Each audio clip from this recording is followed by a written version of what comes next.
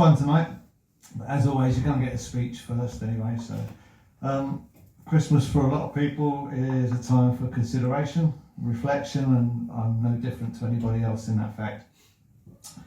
As someone who turns up each month here and bears his soul, homely poetry has become one of my safe places, which is a good thing, and I'm very grateful for this. Okay, here I can feel both welcomed and comfortable, and for this I want to take the time just to thank Tabitha, Grace, and the rest of the team for all they do for putting this on. So thank you for that.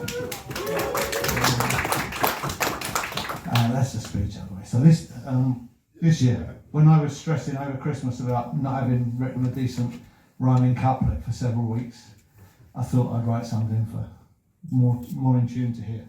Let's get rid of that bit. And it's called Coming Home. When I was young and self-obsessed and such a mixed up kind of kid, I never paid too much attention to what the other young ones did.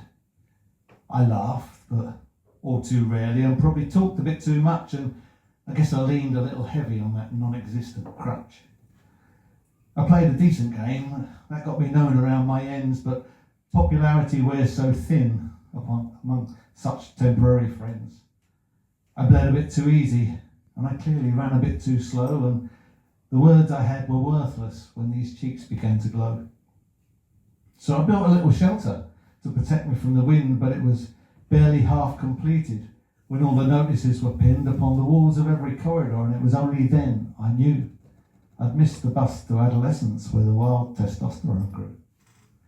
So there I was alone among the bullshit and the noise, posing desperately in garms I'd bought to mix it with the boys.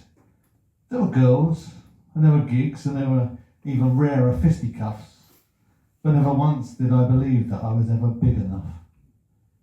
In those days of simple colours, I was fundamentally grey, and so I pulled the blackout curtains and I threw my toys away. I looked to all my heroes for an answer to the doubt, but they were too far in the distance, and they didn't hear me shout. That was until the rumour got me dancing, and the hunter made me see that the only friend I needed was the one that I called me. So I took my biggest gamble and began to write things down, and I stumbled on some sunlight on the other side of town. And there I was, believing that I'd finally gained some style and a superpower redesigned to make me smile. What had gone before was fading and seemed destined for the birds, and so I built a bigger shelter from these Lego bricks called words. And though the world it kept on turning, as the fog began to clear, I began to make the most of all the things that I found dear. I put the bad stuff in a shoebox in the eaves beneath the roof, but I kept it clearly labelled just in case I needed proof of all the moments I had broken at the risk of being brave, between the man that I'd grown into and the kid that I forgave. But being me became a burden, and I needed to be us, because these words were too important for just a man of 60 plus. So I got my shit together and took a cautious peek outside, and I gathered up the courage that had always been denied. And my heart beat like a bass drum as I stepped up to the mic, among the poets and the rappers and the ranters and the like, and I said,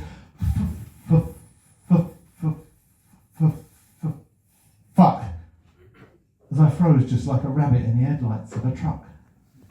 But there was nowhere left to run to, and I looked towards the skies to reflect on this failure, but then, much to my surprise, there was a clicking of the fingers and a shout from near the door. "You've got this, Mick, just go again. We've all been there before." And so I went again, until I felt I got it right, and I washed myself in faint applause that lasted through the night. And I spread these aging wings and started opening my heart to just about anyone who'd listen without pulling it apart. It didn't need a reassessment. This was always something more, a thing that didn't need forgiveness because I'd been there once before.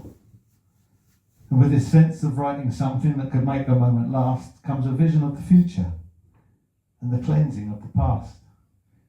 Because there's a taste in absolution that survives the monochrome when you find the man you should be and he lets you take him home. And I'm still unsure of how this ends, and It's even harder to describe, but after all this fucking time, I think I may have found my tribe. Thank you.